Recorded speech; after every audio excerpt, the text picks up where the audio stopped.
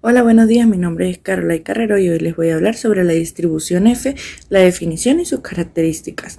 La distribución F es una distribución de probabilidad continua esencial en estadística, utilizada principalmente para comparar las variancias de dos poblaciones normales.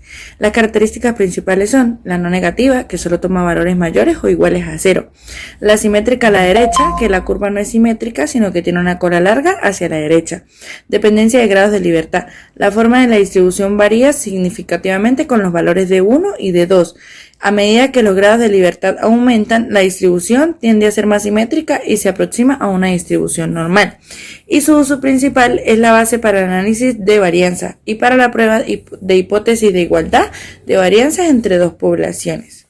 Ejemplo, en un bodegón se podría aplicar la distribución F para tomar decisiones de negocio más informadas, por ejemplo, el rendimiento de diferentes estrategias de ventas o proveedores. El ejemplo práctico sería la comparación de estrategias de marketing. Un bodegón quiere saber cuál de 3 estrategias de marketing genera el mayor ingreso promedio por cliente. El diseño del experimento sería el bodegón implementa cada estrategia durante un mes en su publicidad. La recolección de datos registra el ingreso promedio generado por los clientes que estuvieron expuestos a cada estrategia. El análisis de varianza se utiliza la distribución F para calcular el estadístico F. La varianza entre grupos mide qué tan diferentes son las medidas de ingreso de las 3 estrategias entre sí. Y la varianza dentro de los grupos mide la dispersión de ingreso dentro de cada estrategia. Ya por último sería la toma de decisiones, que en el valor F alto indica que la varianza entre las estrategias es mucho mayor que la varianza dentro de ellas. Esto sugiere que al menos una de las estrategias genera un ingreso promedio significativamente diferente. El bodegón continuaría con pruebas para identificar cuál es la mejor estrategia. Y el valor F bajo indica que las varianzas son similares. Esto sugiere que las diferencias en los ingresos promedio entre las 3 estrategias no son estadísticamente significativas y podrían deberse al azar, por lo que las 3 estrategias son igual de efectivas. Gracias. Hola, buenos días, mi nombre es Catherine Sánchez y yo les voy a hablar sobre el contraste de bondad de ajuste, es decir, la prueba de Kolmogorov-Smirnov. Bueno, esta prueba, llamada la prueba de Kolmogorov-Smirnov, es una herramienta estadística utilizada para determinar si una muestra de datos proviene de una distribución específica.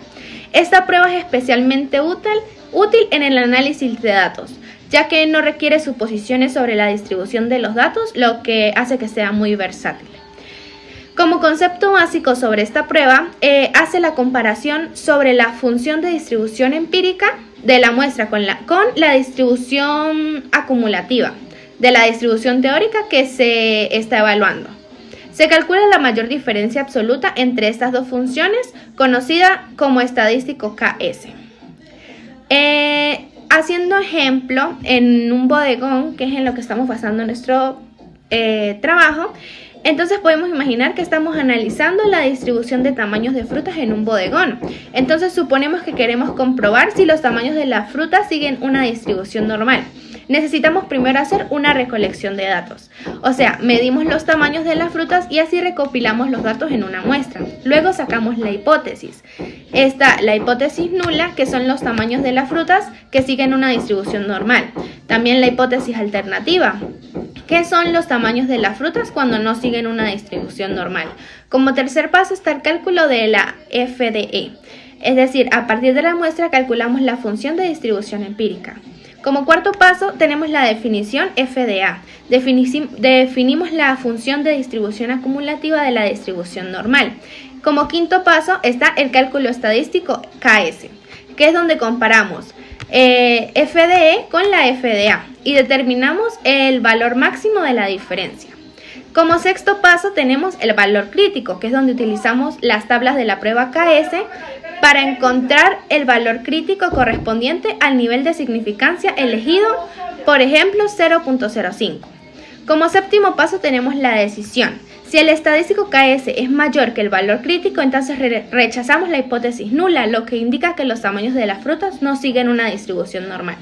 Esta prueba es una herramienta muy poderosa para evaluar la bondad de ajuste en una muestra a una distribución teórica. En el contexto de un bodegón puede ayudarnos a entender mejor las características de los productos que ofrecemos. Esto puede influir en la presentación de selección de los mismos. Muchas gracias. Buenas, mi nombre es Jesús Roa y les voy a hablar sobre el contraste de bondad de ajuste chi cuadrado.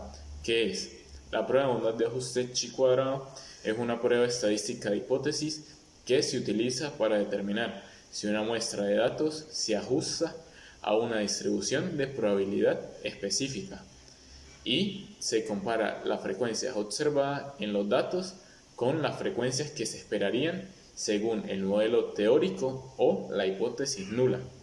Es decir, si la diferencia entre las frecuencias observadas y esperadas es significativa, se rechaza la hipótesis nula, sugiriendo que los datos no provienen de la distribución supuesta. Hipótesis. Existen dos tipos de hipótesis, la hipótesis nula y la hipótesis alternativa.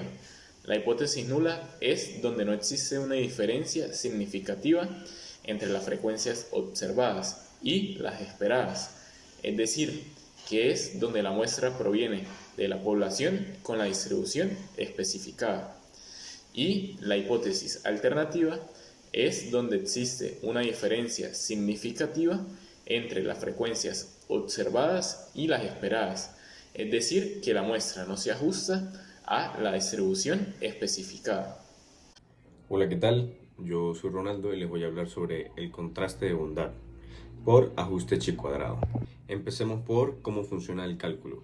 Bueno, el estadístico x a la 2 se calcula sumando las discrepancias estandarizadas entre lo observado y por último también entre lo esperado de todas las categorías.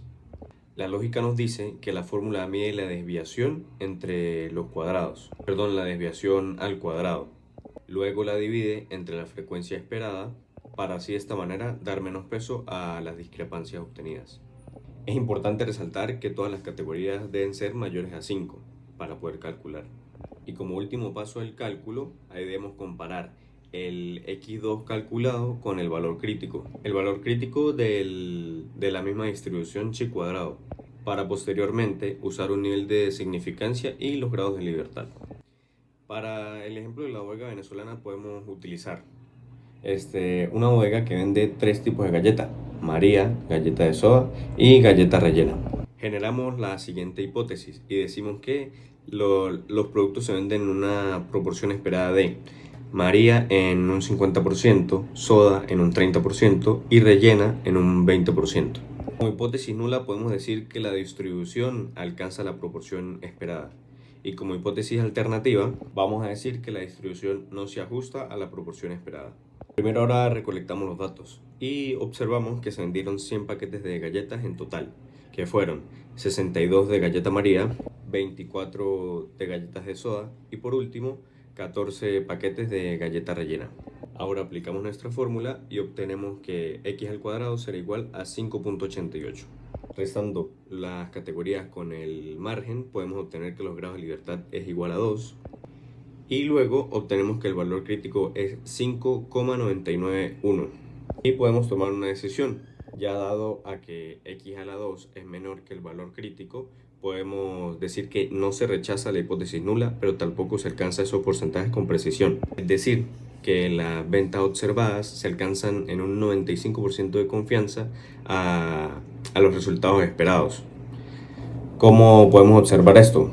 Podemos decir que las galletas María se iban a vender en proporciones de 50 unidades, pero en realidad se vendieron 64 unidades. Sí se alcanza a decir que se vendió un 50% de galletas María, el 30% de galletas de soda y el 20% de galletas rellenas. No alcanza los datos precisos, pero sí se mantiene entre el margen de las proporciones esperadas.